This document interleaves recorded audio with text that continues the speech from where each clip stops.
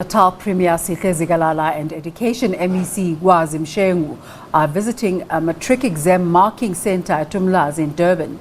The pair is expected to look at the safeguards in place to prevent exam markers from contracting the coronavirus. Education officials say mandatory COVID-19 testing has been implemented at marking centres in KZN. It follows the death of a marker at Estcourt centre from the virus. 3 other markers who were in close contact with that person have now tested positive. Our reporter Simpiwe Makanya is on the story. Let's cross live to him now. Very good morning to you, Simpiwe. Has the Premier responded to the President's speech already?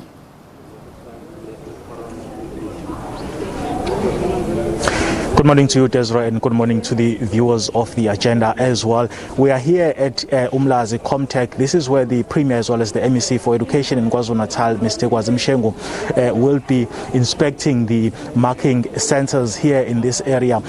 Desiree, let me not waste time and welcome the MEC for Education in KwaZulu-Natal, who's been standing with us for the past 10 minutes or so. MEC, thank you very much for your time. The concerns that have been raised by unions with regards to the safety of those who are conducting this exercise of marking, how are you addressing those? Well, there have been unions that have been making a call for us to close the centres, and we disagree totally with those calls, because we believe that all our centres, 30 of them in province, have actually been prepared such that they are a safe environment for markers to be there and to do their work in a very conducive environment. We have only had 2 incidences, unfortunate incidents in the province. One at a marking centre in Estcourt, and the other one at Inanda Seminar. In fact, what happened in those 2 centres, the 2 educators who were appointed as markers reported on the 6th of January, like all other markers. Unfortunately, they did not declare that they had already tested positive for COVID-19, and their temperatures were taken at the gate like all other markers. I know the one for Estcourt, for example, the record showed that her temperature was 33.1. Then the following day they complicated, which was on the 7th of January. They complicated. They were taken to hospitals. The one at Estcourt unfortunately passed on the 8th. The one from Inanda Seminar unfortunately passed on yesterday. But upon detecting such, all the contact persons or educators were also tested, and fortunately all of them tested negative. So that is why we are saying the call to close our centres actually doesn't accord with the realities and the state of our centres. But in terms of addressing the concerns that have been raised by some unions, including SATU, about the issue of ensuring that those who enter premises of marking centres are thoroughly checked in order to ensure that they don't spread the virus. You know, each and every centre has a compliance officer, which is the first thing that we are doing, obviously in line with the COVID-19 regulations.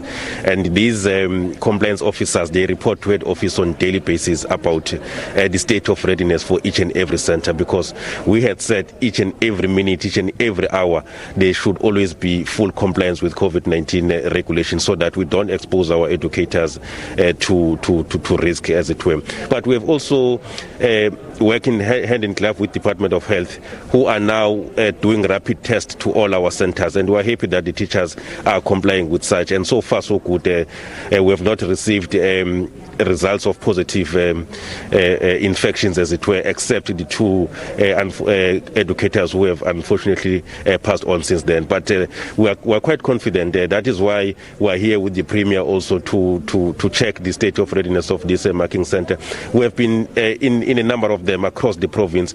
The HOD is visiting in other areas, other senior managers. I also continue to visit some of them. Tomorrow I will be in Estcourt to view the marking centres there, but also the portfolio committee is also visiting the marking centres. And in all these people who are or structures who are visiting our centres, really we don't get much of the complaints. The chairperson of SAT is here today, and he agrees with us that there is actually no need to close the centres. We must just deal with issues as and when they arise. In terms of those who declined the appointments, MEC, to participate in this process, how is that going to affect the process itself? Well, we are not affected at all. We at the beginning we had 102 withdrawals. citing different reasons. Others had already tested positive. Others had unfortunately passed on. As we know that in December, we lost more than 32 educators alone in the province of KwaZulu-Natal. Others have cited that they are in isolation or quarantine because their family members have tested positive and all of that. Others obviously were fearing for their lives. What we do when we recruit for appoint markers, we also appoint others on the reserve list, so that in case of any eventuality or unexpected withdrawal, we are able to simply pick from the reserve list. So that is why it was easy for us to replace the 122 who initially withdrew from the beginning. Then the 2 educators who have since passed on have also been replaced. So we are ready for any further withdrawal that may arise. We will not be disrupted in terms of the processes in the province. Turning our attention to this year, 2021 academic year, MEC, the province is experiencing an increase in terms of the infections. Last year it was a challenge to get there some of the personal protective equipment to some schools, especially in rural areas. How ready are you now, having learned those lessons in the previous year, to ensure that but when the schools reopen, all will be in order? Well, we're working every hour, every day, including weekends and even after hours, to make sure that we prepare ourselves for the opening of schools. By the 25th, when all educators go back to school, all our schools should be fully compliant with the non-negotiables, and they should be ready to accept back the educators on the 25th and the learners on the 27th. Yes, we continue to see the rising infections across the society, but we believe that such should not actually disrupt us from opening the schools on the 27th. We now have experience. We are perfecting our systems.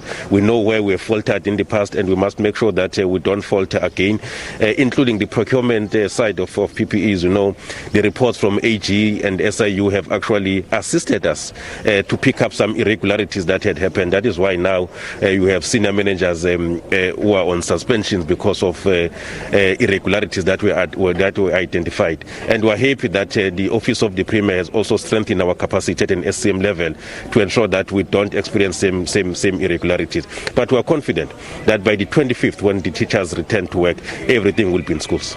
MEC, let me put you on the spot. Last year, the matric pass rate increased in the province for about 5%, if I'm not mistaken, to 81%. This year, what are you expecting in light of the challenges that we experienced? Well, 2020 has been a very disrupted year, as it were, very challenging for our learners, for our educators, but we're hoping for the best. We worked hard towards the end of 2020. You know, there was a time from October onwards where teaching and learning was taking place literally 7 days a week, and we managed to cover the curriculum and had some time for revision. So we're hoping for the best. If our hope obviously is that we continue on an upward trajectory, but realities have shown us that sometimes our wishes cannot be what actually eventually transpire. And given the challenges we faced in 2020, we are really hoping for the best. We don't really hope that we will decline from what we got last year.